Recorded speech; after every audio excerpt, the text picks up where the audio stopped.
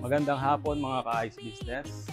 Today, meron tayong client from Cabanatuan City, Nueva Ecija. Si Sir Kenneth ay nag-purchase ng ating 80 kg per day ice machine package. So ito yung actual na unit ng 80 kg. Kasalukuyang piniprepare ng ating mga staff. Yun ang kanyang ABR, 3 kVA stubble. So may kasamang bottled water dispensing system. Yan po. Ito siya. So ito yung nagtatransfer ng purified water from the gallon to the ice maker. So yan po. Starting na tayo ng ice making. It takes around 20 to 25 minutes.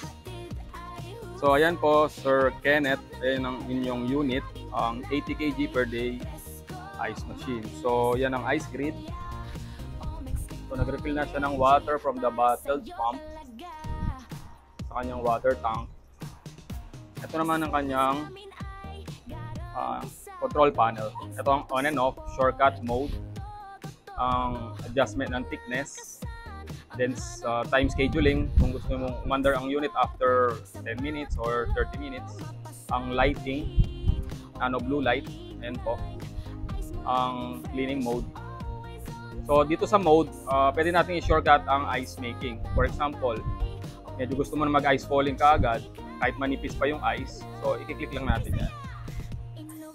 Yan, yun ang kanyang logo. Ayun, then yung tunog niya is mag-iiba. So ibabalik natin siya sa ice making. Regarding sa thickness, mag-a-add tayo. So normally nasa 16 siya. +1 is +1 minute sa ice making time, so tatagal siya. Kakapal naman yung ating ice. So ibalik natin siya sa default na 16. Then with regard sa maintenance, since naka-purified po tayo, less maintenance tayo dito sa loob ng unit. Basta make sure lang purified yung bibilin natin na water na nasa round gallon. Then dito naman sa condenser, meron tayo ditong filter. Ito po yun. Nire-remove to, then nililinis at ibabalik. Every week nililinis. Then besides dito, i-unscrew natin yung dito, both screw, both sides. Every 1 to 2 months, makikita natin yung pinaka-main condenser, nandun po, ayun. So, i-brush natin yun using paintbrush, then sasabayan ng vacuum. Kasi po, matatakpan ng dust yon in the long run, so kailangan natin tanggalin yung alikabok na papasok doon sa condenser. So, ayan po, ice making na ang ating unit. So, isasara lang po natin. Pag i-open po natin yung ano niya, sliding door, make sure sa gitna po lagi dito. Yan po. Huwag po sa sides para sa laging safe yung pagbubukas ng ating ice maker. So optional naman po, itong white wrap is protection film for the stainless. So pwede nyo pong tanggalin or hindi. Kung sakali katagalan, medyo dumikit na siya, hindi nyo natanggal maaga, pwedeng gamitan ng heat gun para matanggal po.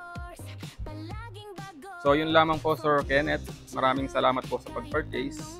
Later, ipipick up na ito after testing ng ating delivery.